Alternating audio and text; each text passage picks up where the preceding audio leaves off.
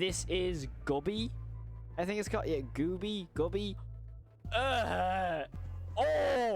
Oh, I can see him. He's in the dark. Whoa, wait, hold the video. I need to talk to y'all about something super important. Now, what's more terrifying, the imagery you just saw just there, or your data being breached by hackers?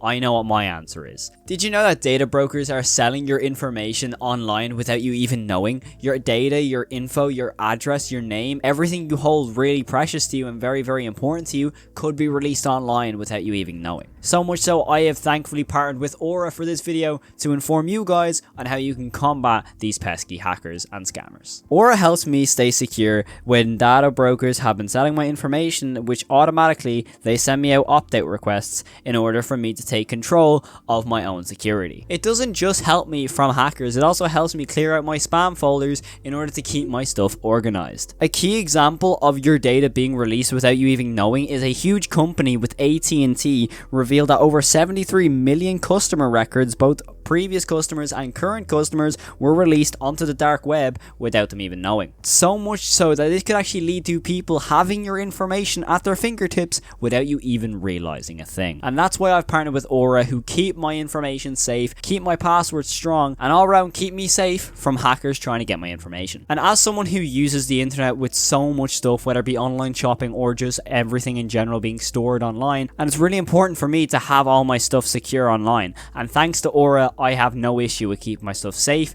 and protected. And if you want to stay protected just like me, I value my privacy so much so that you should value yours. I have partnered with Aura for today's video, and so much so you can use this link right here that will give you a 2-week free trial on Aura, completely free, and ultimately help you stay protected from hackers. It keeps me safe all around, my bank account details, my email details. It keeps me safe and secure, and ultimately they want to do the same for you guys. So go to that link at the top of the description to start your 2-week free trial today. But on with the video. Hey kids, my name's Gooby. This is Gooby, and this might be one of the most crazy analog horrors I've ever witnessed, as it genuinely is so crazy, so unhinged, and honestly so weird that it will have your skin crawling. We learn that Gooby is one of these kind of kids shows, kind of similar to how you'd have Dora the Explorer all the way back in the 2000s. For example, we have this character of Gooby who also has some friends who ultimately their whole show's goal is to help kids learn colors, shapes, numbers, and anything like that. Kind of similar to how Sesame Street used to do it along with the Muppets. However, these episodes take a very sinister turn every time it becomes near the end, as we soon learn that Gooby is not all as safe and sound as he seems on the surface. As when we delve a little bit deeper into his lore and into his characteristics, he is much more than what meets the eye. Bring it over here. Now ultimately this analog horror is probably one of the most shocking, as for me it genuinely takes some twists and turns that I did not expect whatsoever. For example, in the first episode when we learn about some numbers, Gooby decides to ask us what our favourite number is until he tells us that his favourite numbers are the back of our credit cards. So obviously this is some sort of hacker or some sort of entity trying to basically persuade kids to tell Gooby their credit card numbers of their parents, ultimately robbing from them. Now this is where the videos take some sinister turns, however it does get quite a little bit repetitive until the lore twists itself on its head. For example, we go from a kid show just kind of seeming like a hacker taking over for credit card details to ultimately seeming to take kids through the TVs. Now to me this episode was very interesting, as we do get a hell of a lot of lore through a lot of frame rate drops. As we see some missing kids, we see 3 in particular, as you have 2 little girls and 1 little boy going missing while watching the TV show, never to be seen again. Some of the imagery we see in these episodes are genuinely shocking, as we see little frames of kids sitting in front of their TVs, obviously with blurred out faces. We see Gooby looking completely different to how he looks weeks in the show, we also see him looking very human-like, almost seeming that this Gooby character is created by someone in order to take advantage of kids watching the show. And to me, that is a terrifying motive for an analog horror series,